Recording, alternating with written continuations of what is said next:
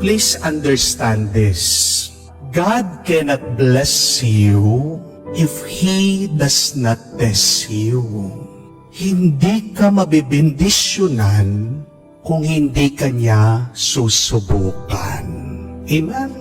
Before the blessing, there should be a testing. There is no blessing without a testing.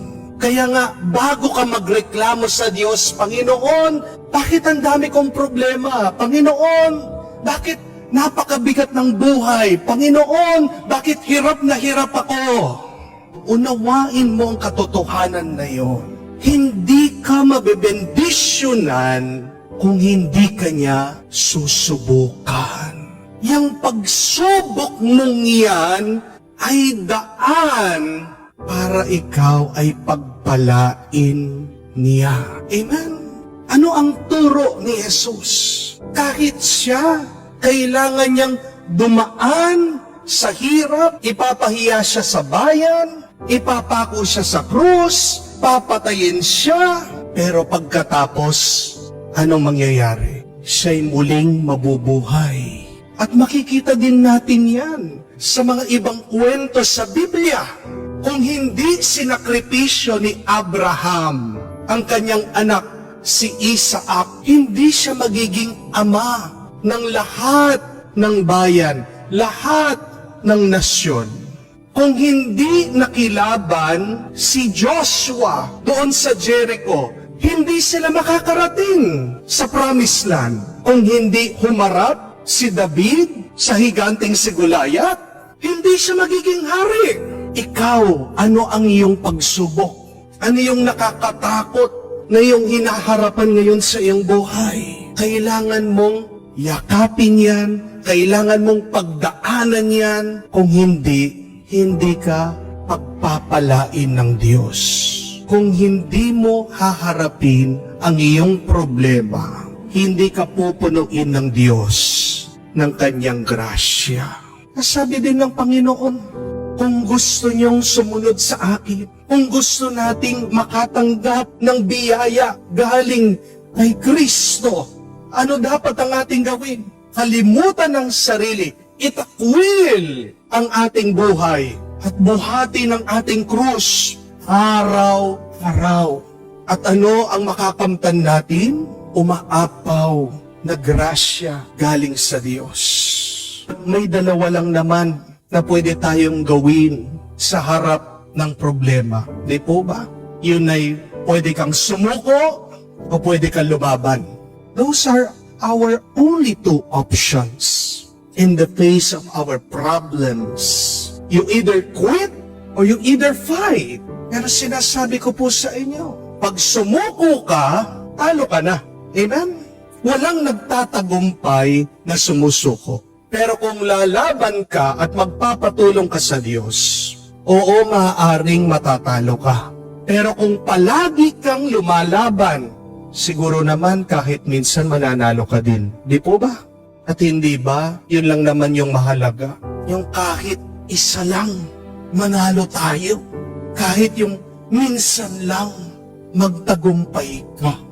Ano ang makakamtan mo sa pagsuko mo? What will you gain by quitting? You gain nothing. Wala. And I tell you, if you quit or avoid one problem, you will have another problem in your life. Amen? Sasabihin mo, ayaw ko na itong asawa ko. Sawa na ako sa ugali niya. Suko na ako sa kanya. Sige, iwanan mo. Sige, itapon mo. Pero yung asawa mo lang ba yung problema mo dito sa mundo? Paano yung biyanan mo? Paano yung anak mo? Paano yung katawan mo? Paano yung trabaho mo? Di po ba? Kung susuko ka sa isang problema, huwag mong kalimutan, meron pa ring ibang problema ang darating at kailangan mong harapin. Kaya nga, kung ano yung problema na binigay sa iyo ng Diyos, focus ka lang dyan. Binigay ng Diyos yan sa iyo kasi alam niya, saktong-sakto yan sa iyo. Kayang-kaya mo yan.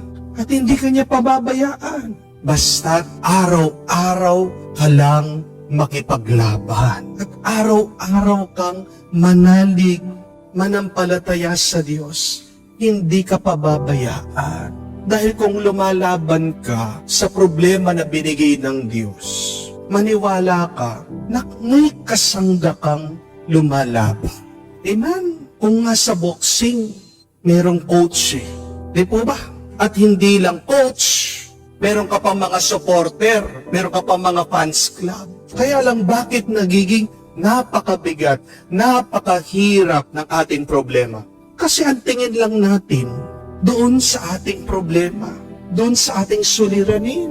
Pag malapit ka ng sumuko, pakinggan mong coach mo.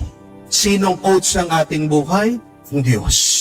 Pag malapit ka ng bumitiw, pakinggan mo fans club mo, mga supporters mo. Sino mga yan? Mga minamahal mo, mga kaibigan mo. Tandaan mo, hindi ka nag-iisa. At alalahanin niyo po ito. Darating ang araw, tatawanan mo lang yung problema mong yan.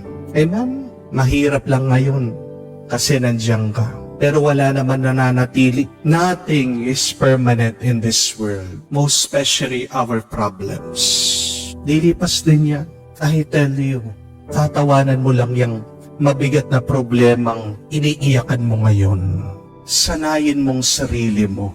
Kung araw-araw mong binubuhat yan, malalakas ka at hindi ka na magiging affected.